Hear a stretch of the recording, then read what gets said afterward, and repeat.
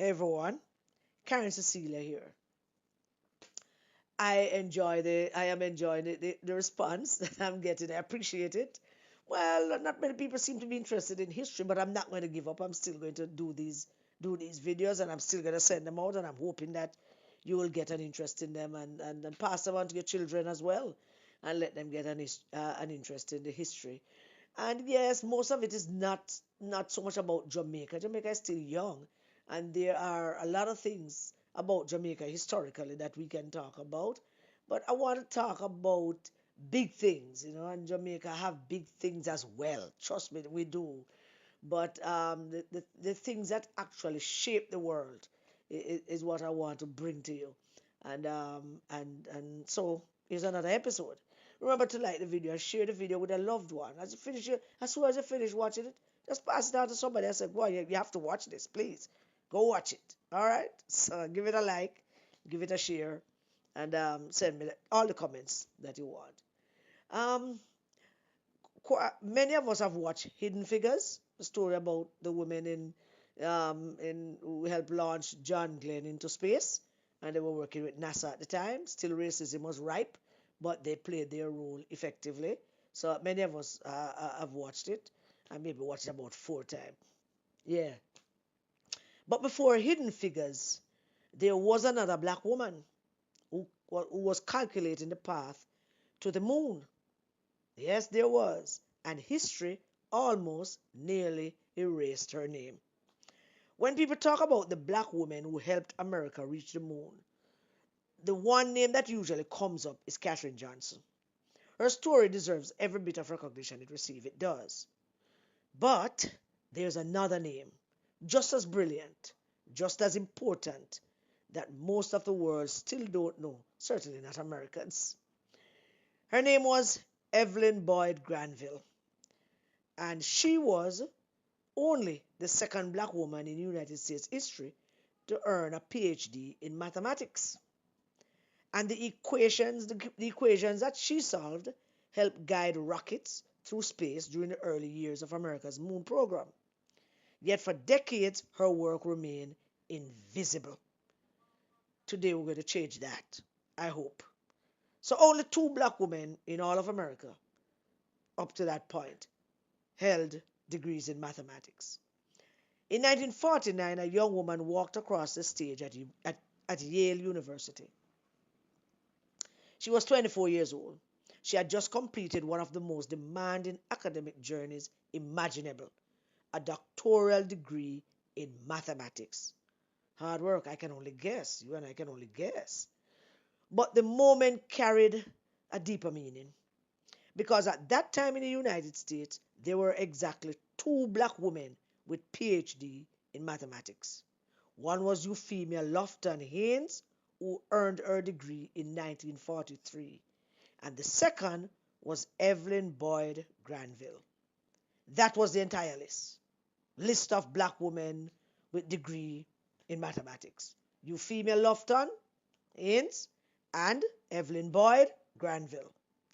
In a nation of over 150 million people at the time, there were only two black women with that level of mathematical training. Sit on that for a minute. Evelyn Granville was one of them. A childhood built on determination. Evelyn Boyd was born in 1924 in Washington, D.C. Her family was not wealthy. Her mother worked as a domestic worker, cleaning homes for other families.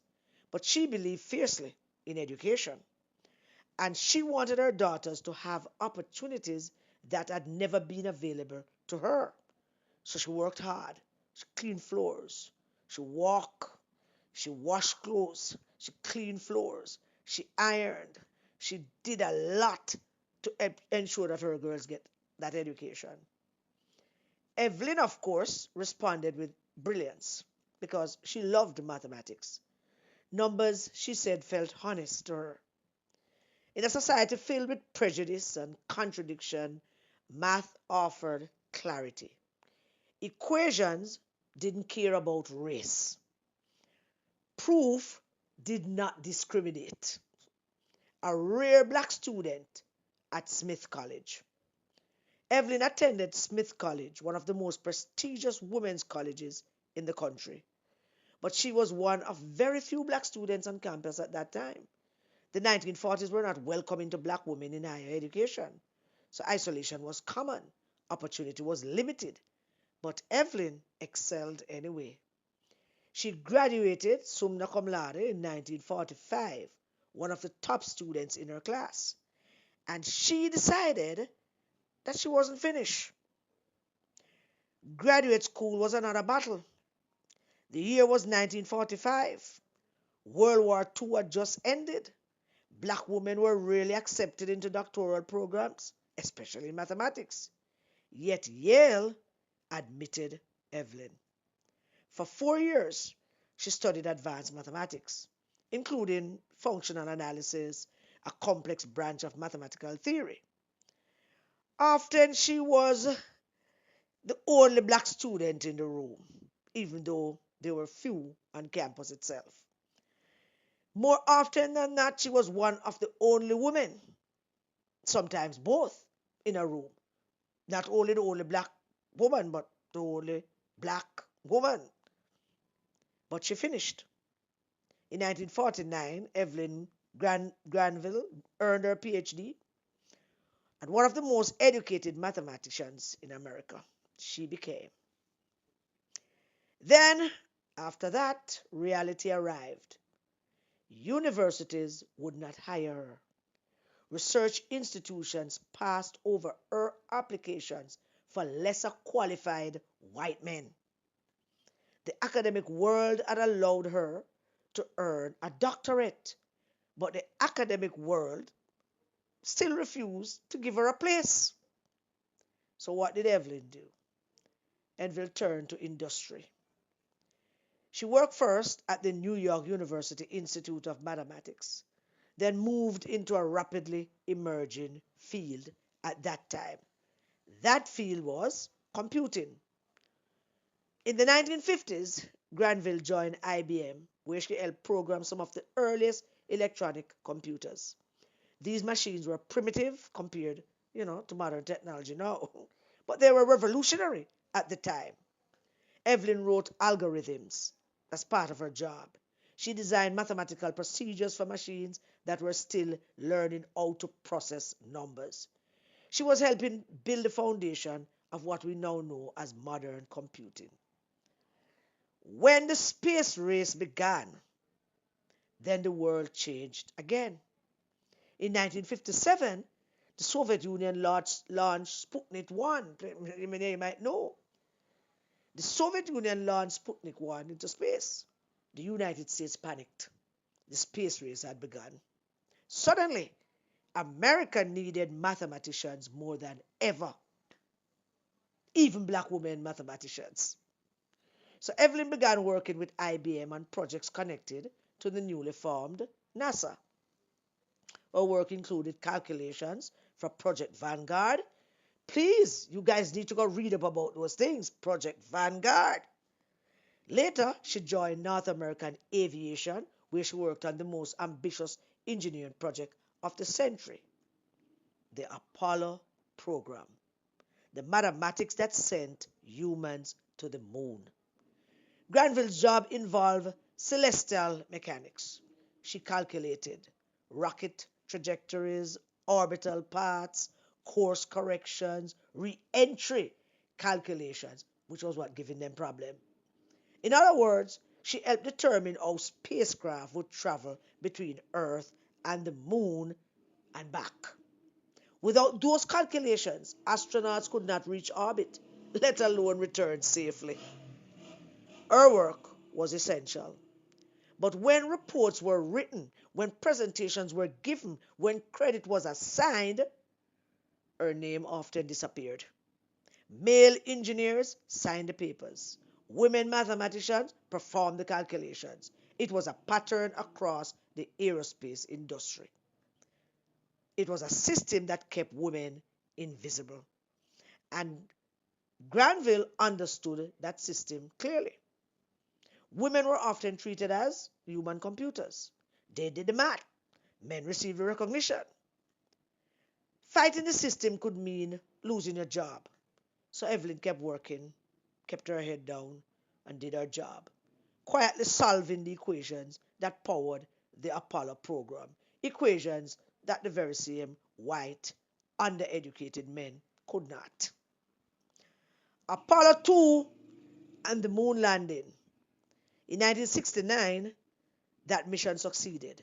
Astronauts Neil Armstrong and Buzz Aldrin walked on the lunar surface. One step for mankind, giant step for whatever it was. And the world celebrated. The astronauts became heroes. But the mathematicians behind the mission remained mostly unknown. Evelyn Granville was one of them. She decided to choose a different legacy.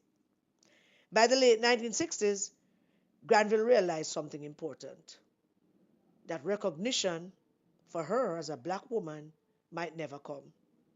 So she changed direction. In 1967, she left aerospace engineering and became a professor. She taught mathematics at institutions, including California State University in Los Angeles and Texas College. But she didn't just teach formulas, she taught possibilities.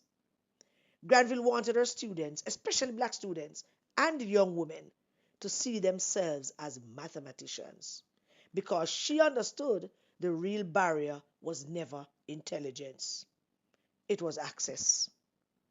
She spent a lifetime doing teaching. She taught for decades. She mentored generations of students, generations of black women. She remained active in education well into her 80s.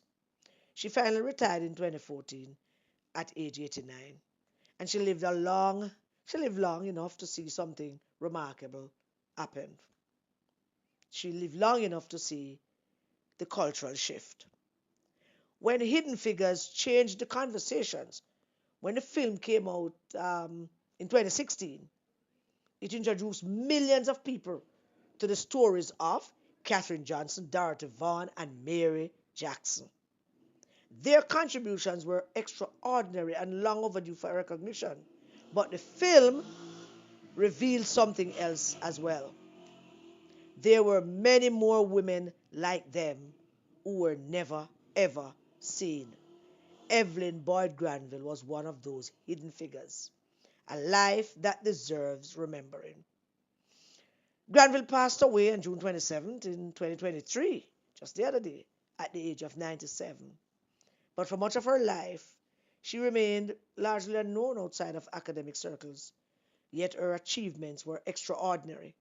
One of the first black women in America with a mathematics PhD, a pioneer in computer programming, a mathematician whose calculations helped guide early space missions, a professor who opened doors for generations of students. Here is why her story matters. The history of science often celebrates a few famous names. That is how it has always been in the history of science. But behind every major breakthrough are dozens of brilliant minds who rarely appear in those textbooks. Evelyn Boyd Granville was one of them because her work helped guide rockets beyond Earth. Her teaching inspired new generation of mathematicians, and her life proved something powerful. The problem was never talent. The problem was recognition. And so telling her story is one way to finally correct that. Evelyn Boyd Granville deserves recognition. Thank you for listening. Please remember to like and share. God bless you all. Stay safe, everybody. And remember to keep the children safe.